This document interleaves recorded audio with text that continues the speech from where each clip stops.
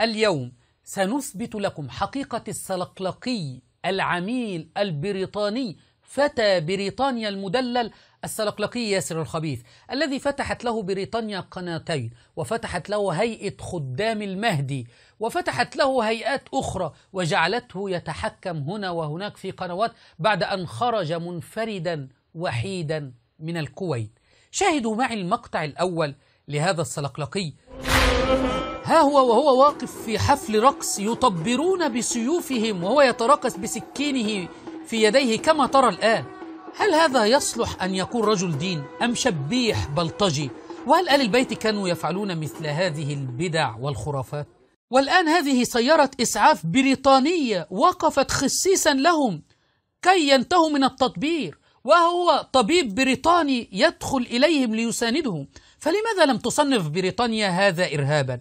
لماذا بريطانيا تتستر عليهم؟ لماذا لا يستطيع صحفي بريطاني الدخول إليهم وتصوير مثل هذه المشاهد وهذه الأعمال الدموية؟ هذا يظهر للجميع عمالة هذا الخبيث وطاقمه ومن يعاونه، محاولة بريطانية للإفساد في دين الإسلام الحنيف. بعد أن رأينا سيارة الإسعاف وهذا الطبيب البريطاني الذي أتى ليساند هذا السلقلقي وطاقم قناة فدك، ولم يستطع صحفي الدخول أو ينكر أحد، لأنه مسلط هذا السلقلقي مسلط من قبل السلطات البريطانية للطعن في دين الإسلام. سنرى المقطع الثاني معنا وهو واقف ومن حوله يطبرون والدماء تسيل، وهو واقف لا يوجد عليه إلا شيء يسير من الدماء، لأنه لا يفعل مثل هذه الأفعال، يضحك على هؤلاء الصبيان فقط.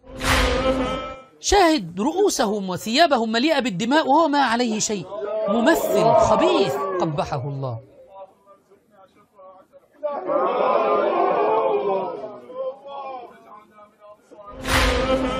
حتى في بكائه يتصنع ويخرج أصوات لا تخرج من رجل أبدا. يعني الفيديو الذي ستراه الآن لو أنا عرضت صوت فقط، جميع من يستمع سيقولون هذه صوت امرأة، وليست امرأة طبيعية، امرأة كما ستروا.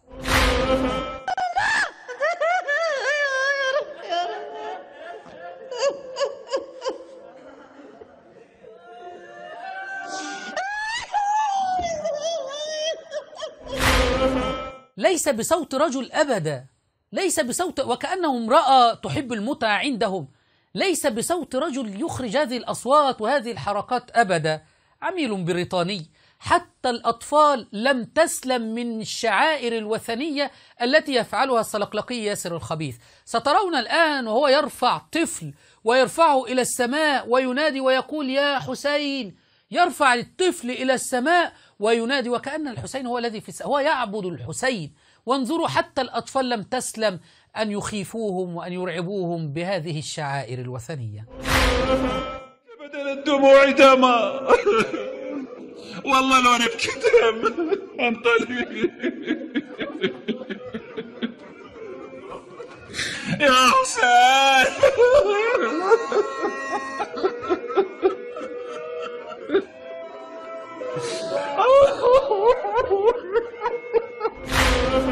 أثبتنا لكم أن هذا العميل البريطاني أتت به بريطانيا من أجل تشويه صورة الإسلام العظيم، وأخرجته من الكويت وجعلت له قناتين كما بينا، وهيئة وأموال وأفلام، يقوم بعمل أفلام الآن. وهذا السلقلقي قناته ما هي إلا مليئة بالسب في أصحاب رسول الله صلى الله عليه وسلم، اتهام زوجات النبي صلى الله عليه وسلم بالزنا عياذا بالله، الغلو والشرك بالله تبارك وتعالى. فقناته مليئة بالطعن والسب والقذف في الصحابة وأزواج النبي صلى الله عليه وسلم. ونحن نتحداه، لماذا لم يخرج في سلسلة حول تحريفات الكتاب المقدس؟